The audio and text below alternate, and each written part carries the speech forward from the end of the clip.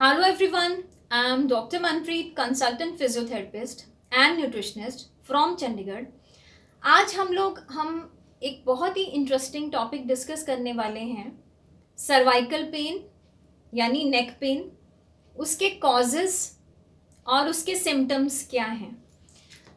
जैसे हम सब लोगों को पता है आजकल नेक पेन और सर्वाइकल पेन बहुत कॉमन है। तो इसके ज़्यादातर कॉजेस क्या होते हैं और सिम्टम्स क्या होते हैं आप लोगों के साथ मैं शेयर करना चाहती हूँ। जो नेक पेन है वो एक तरह से एक्सियल पेन हो सकता है और रेडिकुलर पेन हो सकता है। तो इन दोनों चीज़ों में डिफरेंस होता है।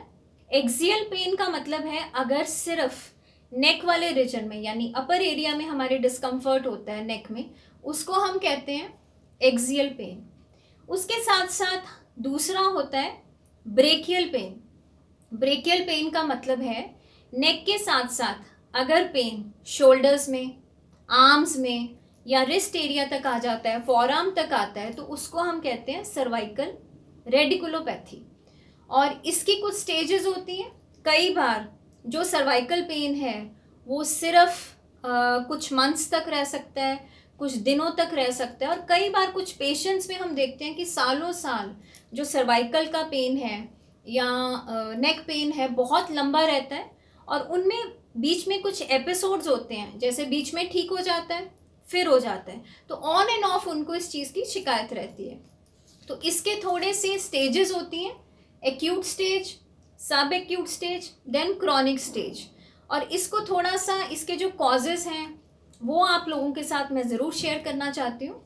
देखिए, जो सर्वाइकल पेन है या नेक पेन है उसके कॉजेज़ मेन हैं। नंबर 1, डीजनरेशन ऑफ स्पाइन, जिसको हम कहते हैं ऑस्टियोआर्थराइटिस।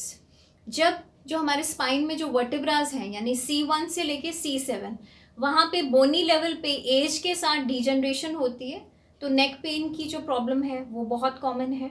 सेकंड हो सकता है स्पाइनल स्टेनोसिस, यानी जो हमारी रीढ़ की हड्डी है वो जब कंप्रेस होनी शुरू हो जाती है, वहाँ नैरो हो जाती है, वहाँ पे पेन हो सकती है।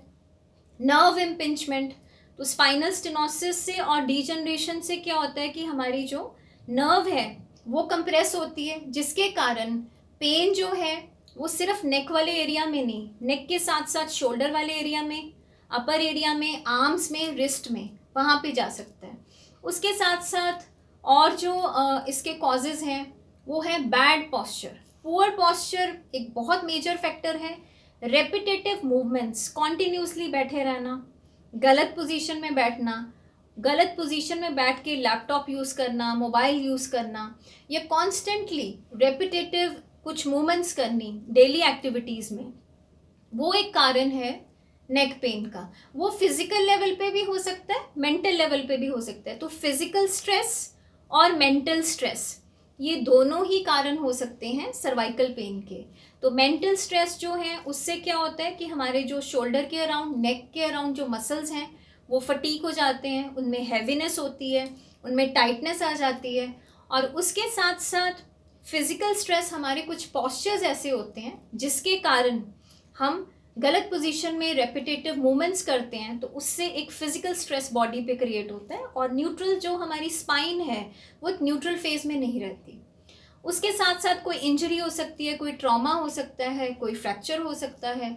ये सारे कॉजेज़ हैं सर्वाइकल पेन के या नेक पेन के। अब इनके कुछ सिम्टम्स हैं वो आप लोगों के साथ मैं शेयर करना चाहती हूँ। नंबर 1, सर्वाइकल पेन में बहुत ज़्यादा कांस्टेंट या परसिस्टेंट पेन रह सकता है, डिजीनेस हो सकती है, हेडेक हो सकता है, वर्टिगो हो सकता है, नमनेस हो सकती है, टिंगलिंग सेंसेशन हो सकती है हाथों में, आर्म्स में, फॉरआर्म में, और कई बार जिसको हम कहते हैं रेडिकुलोपैथी, नेक के साथ साथ आर्म्स में, फॉरआर्म में, रिस्ट में पेन रेडिएट होती है। तो पेशेंट कई बार घबरा जाते हैं कि हमें पता नहीं आर्म्स में क्या हो गया या हमारे हैंड क्यों नम रहते हैं, तो वो सर्वाइकल की वजह से भी हो सकता है। और उसके साथ साथ कुछ सिम्टम्स होते हैं, जैसे सेंसिटिविटी है जो नर्व्स की, वो नेक के अराउंड, शोल्डर्स के अराउंड बहुत ज़्यादा कॉमन हो जाती है नर्व्स की, जिसकी वजह से थोड़ा सा आप स्ट्रेच करते हैं नेक को तो उसमें डिस्कम्फर्ट होता है, हल्का सा टर्न करते हैं तो लॉकिंग हो जाती है, रेंज ऑफ मोशन कम हो जाता है। ये मस्कुलर लेवल पे बोनी लेवल पे या डिस्क लेवल पे, किसी लेवल पे भी नेक की प्रॉब्लम हो सकती है। सो काइंडली आप लोगों को कभी भी अगर माइल्ड से नेक प्रॉब्लम के सिम्टम्स हैं, प्लीज़ उनको इग्नोर मत कीजिए। जब आपको लगता है कि आपके सिम्टम्स थोड़े से एडवांस हो रहे हैं, प्लीज़ अपने फिजियोथेरेपिस्ट को या ऑर्थोपेडिशियन को प्लीज़ विजिट कीजिए। टाइमली डायग्नोज करवाएं कि आपकी प्रॉब्लम कहाँ तक है और उसको कैसे सॉर्ट आउट किया जा सकता है। इसके रिगार्डिंग कुछ भी शेयर करना चाहते हैं, प्लीज़ मेरे चैनल को लाइक कीजिए, सब्सक्राइब कीजिए, वहाँ कमेंट्स कीजिए। Thank you so much.